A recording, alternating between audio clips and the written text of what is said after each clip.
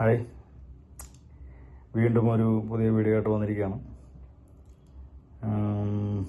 ഈ ആഴ്ചയിൽ എനിക്ക് പറയാനുള്ളത്, ഞാൻ റിസൈൻ ചെയ്യാനുള്ളൊരു കാരണം, മെയിൻ റീസൺ, എനിക്ക് പരിചയമുള്ളൊരു പാർട്ടി അവരുടെ മെഷീൻ ഷോപ്പ് വിൽക്കാനിട്ടിരിക്കുകയാണ്.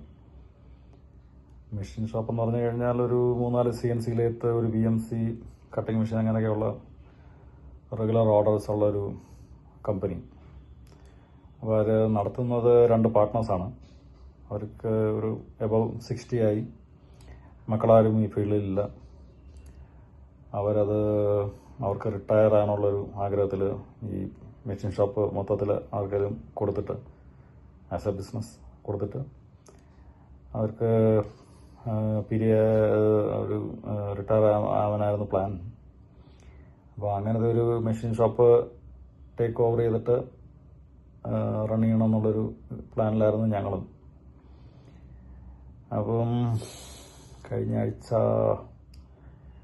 നെഗോഷിയേഷൻസ് അതിൻ്റെ പീക്കിലെത്തി.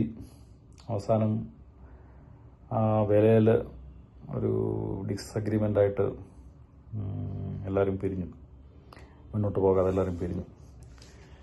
അത് ഞങ്ങളൊരു CA-കാരനെയൊക്കെ വെച്ച് ഇൻവെസ്റ്റിഗേറ്റൊക്കെ ചെയ്തതാണ് 2-3 മാസത്തോളം. ഇത് വയബിൾ ആണോ, നമുക്ക് പറ്റുമോ എന്നൊക്കെ അറിയാൻ വേണ്ടിയിട്ട് ഇത് പുറകെ നടക്കുകയായിരുന്നു. ഞാൻ ഓൾമോസ്റ്റ് ആയി എന്നാണ് എൻ്റെ മനസ്സിൽ കരുതിയിരുന്നത്. പക്ഷേ എന്തോ മുൻപോട്ട് പോയില്ല. ഞാൻ ഇതിൻ്റെ ടെക്നിക്കൽ വശം മാത്രമേ ഞാൻ എൻ്റെ മനസ്സിൽ കണ്ടുള്ളൂ. ഫൈനാൻഷ്യലായിട്ടുള്ള അപ്പ് ഡൗൺ ഞാൻ നോക്കിയിരുന്നില്ല. കാരണം എൻ്റെ മനസ്സിൽ ഇതുപോലത്തെ ഒരു കമ്പനി, എല്ലാം പുതിയ മെഷീനറി മേടിച്ചിട്ട് ലെറ്റ്സ് ഒരു കോടിക്ക് മേളിലൊക്കെ നമ്മൾ സ്പെൻഡ് ചെയ്തു എന്ന് വിചാരിക്കുക. അങ്ങനെ സെറ്റപ്പ് ചെയ്തൊരു കമ്പനി നമ്മൾ ഈ ഒരു ലെവലിലാക്കി എടുക്കണമെന്നുണ്ടെങ്കിൽ എത്ര വർഷവും എത്ര എഫേർട്ടും അതിനകത്തിടണം. പക്ഷേ ഇതൊരു എക്സിസ്റ്റിംഗ് ബിസിനസ്. അവർക്ക് ഓൾറെഡി കസ്റ്റമേഴ്സ് ഉണ്ട്, ഓർഡേഴ്സ് ഉണ്ട്. ആൻഡ് ഇവർ ഈ പാർട്ട്നേഴ്സ് ഞങ്ങളുടെ കൂടെ നിന്ന് വർക്ക് ചെയ്യാൻ റെഡിയായിരുന്നു. അവർക്കൊരു അതിൻ്റെ ഒരു പങ്ക് അല്ലെങ്കിൽ ഒരു പ്രതിഫലം കൊടുത്താൽ മതിയായിരുന്നു. അങ്ങനെ കൂടെ നിന്ന് വർക്ക് ചെയ്ത് നമ്മളെ ഒന്ന് ഹാൻഡ് ഹോൾഡ് ചെയ്ത് നമുക്കൊരു പരിചയം ആവുന്നവരെ നിൽക്കാനും തയ്യാറായിരുന്നു. പക്ഷേ അത് മുമ്പോട്ട് പോയില്ല. അതിൻ്റെ ഒരു ചെറിയ വിഷമത്തിലായിരുന്നു. ആ വിഷമം പ്ലസ് എൻ്റെ അച്ഛൻ മരിക്കുന്നത് ജൂലൈ 19 ആണ്. എൻ്റെ മനസ്സിലുള്ള ഒരു അന്ധവിശ്വാസമോ എന്തോ ആണ്. എല്ലാ വർഷവും ഈ ഒരു ആഴ്ചയാകുമ്പോഴത്തേക്കിന് എനിക്ക് ഒരു ഓർമ്മകളിങ്ങനെ തികട്ടി വരും. എൻ്റെ ഒരു വർഷത്തെ ഏറ്റവും വേസ്റ്റ് ആഴ്ചയായിട്ടാണ് എല്ലാ വർഷവും ഈ ഒരു ആഴ്ച എനിക്കങ്ങനെ വരുന്ന പോലെ തോന്നും. ഒരു റെക്കറിംഗ് ആയിട്ട് അങ്ങനെ അത് ഒരു അന്ധവിശ്വാസമാണ്, ഒരു വേണ്ടാത്ത ചിന്ത മനസ്സിൽ കടന്നു കൂടിയത്. പക്ഷേ എനിക്കങ്ങനെ തോന്നും. ഒരു വർഷം ഉണ്ടെങ്കിൽ ഏറ്റവും വേസ്റ്റ് ആഴ്ച ഈ ആഴ്ചയായിരിക്കും, ഈ ജൂലൈ 19 വരെയുള്ള ഒരാഴ്ച. അങ്ങനെ മനസ്സിലങ്ങനെ ഒരു തോന്നൽ. അപ്പോൾ എല്ലാം കൂടെ ആയപ്പോൾ എനിക്ക് ടോട്ടലി ഡൗൺ ആയിരുന്നു. ഞാൻ ഒരു ദിവസം ഓഫീസിൽ പോയില്ല, മാനേജറോട് പറയാനും പോയില്ല, ലീവാണെന്നോ. അപ്പോൾ ആ ഒരു കാരണത്താൽ എൻ്റെ നോട്ടീസ് പീരീഡ് തീരും മുമ്പ് തന്നെ മിക്കവാറും എനിക്ക് അവിടെ നിന്ന് പുറത്ത് ചാടാൻ പറ്റും. ഇതൊരു നല്ല പരിപാടിയല്ല, എനിക്കറിയാം. പക്ഷേ മാനസികമായിട്ട് ഞാൻ അത്രയും തളർന്നു പോയി.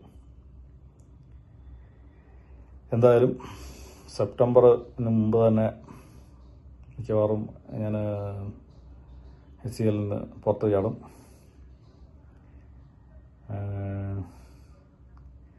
നോക്കട്ടെ, ഈ പരിപാടി മുമ്പോട്ട് പോയില്ല, ഓക്കെ. ബട്ട് വേറെ എന്തെങ്കിലും ചെയ്ത് ജീവിക്കണമല്ലോ. വേറൊരു പദ്ധതി മനസ്സിലുണ്ട്. അപ്പോൾ അതുമായിട്ട് മുമ്പോട്ട് പോകാനാണ് ഇപ്പോൾ പ്ലാൻ. നോക്കാം എന്തായിത്തീരുമെന്ന്. അതാണ് ഈ ആഴ്ചത്തെ എനിക്ക് എൻ്റെ ഡയറി, ഇന്നലെ ഒരു വല്ലാത്ത ദിവസമായിരുന്നു. മോളൊന്ന് വീണു, തെന്നി ഒന്ന് വീണ് തലയിടിച്ചു എന്നാണ് അവൾ പറഞ്ഞത്. ആരും കണ്ടില്ല. കുറച്ച് കഴിഞ്ഞപ്പോൾ അവൾ ഛർദ്ദിക്കാൻ തുടങ്ങി.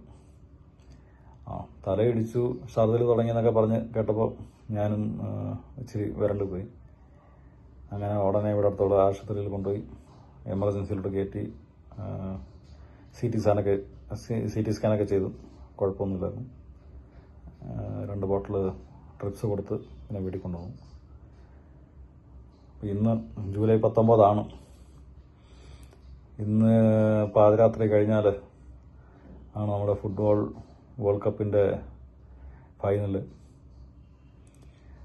അപ്പോൾ ഇന്നത്തോടുകൂടി ഈ വർഷത്തെ ദുരിതമെല്ലാം തീർന്നു എന്ന് ഞാൻ വിചാരിക്കുന്നു. അങ്ങനെ തന്നെ സംഭവിക്കട്ടെ. എന്തായാലും ഇന്ന് പാതിരാത്രി കഴിഞ്ഞ് ഇവിടെ അടുത്തൊരു